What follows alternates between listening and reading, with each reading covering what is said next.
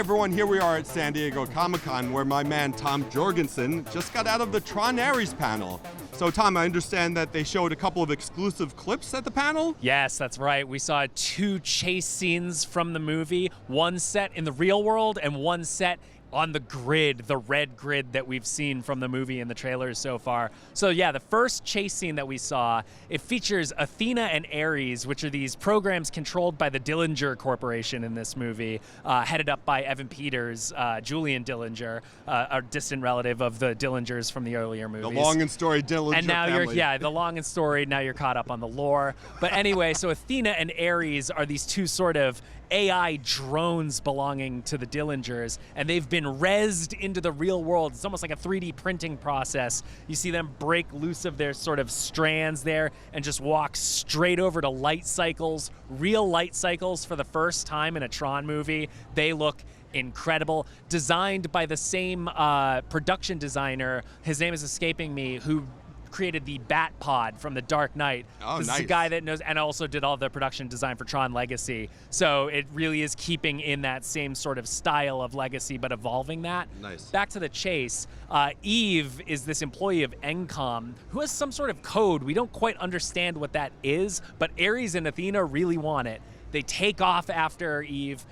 Incredible light cycle chase through this sort of like Pacific Northwest highway, middle of a city, probably Seattle, and light cycles, just creating ribbons on the highway. Cars are getting cut in half. Really interesting shot composition as well. The director, Joachim Ronning, is doing some really cool things with how he's choosing to cover the action. All of this, by the way, soundtracked by an incredible 9 Inch Nails score. Trent Reznor and Atticus Ross doing incredible work already. We heard a couple songs we haven't yet heard in these clips. They were awesome. Don't know what to say other than, like, it's Reznor and Ross. It's not going to let you down. Yeah. So anyway, Eve manages to put some distance between her and Athena and Ares, but kind of goes hiding in a parking structure. Athena comes after her. There's a bit of a fight between the 2 of them.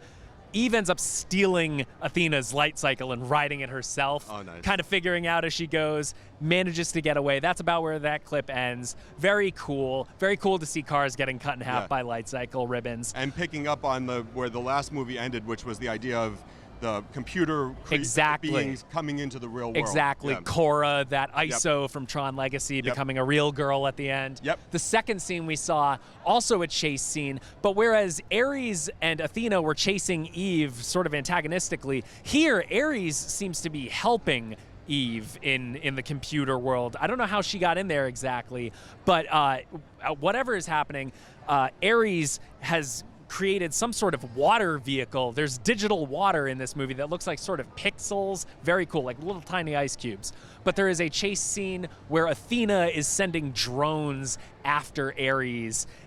Very, very cool. Again, the coverage that we're seeing here is really inventive. We're, flying through the air and, in and out of recognizers, solar sailors, everything you could expect to see in a Tron movie was included in these clips. Very well represented. And the way that scene ends, Eve and Ares go down this sort of whirlpool of that pixelated water, and where they've gone, who knows? Okay. But that's everything we saw. Well, real quick, I know you're a huge Tron fan. I am. Are you more excited now? I am more excited now. I think the visuals are on point. The music was incredible. And so I think fans definitely have a lot to look forward to in October. If you've been looking forward to the return of Tron, there's plenty for your eyeballs and your ears to enjoy. Awesome. All right. Well, for even more from San Diego Comic-Con, be sure to keep it locked to IGN.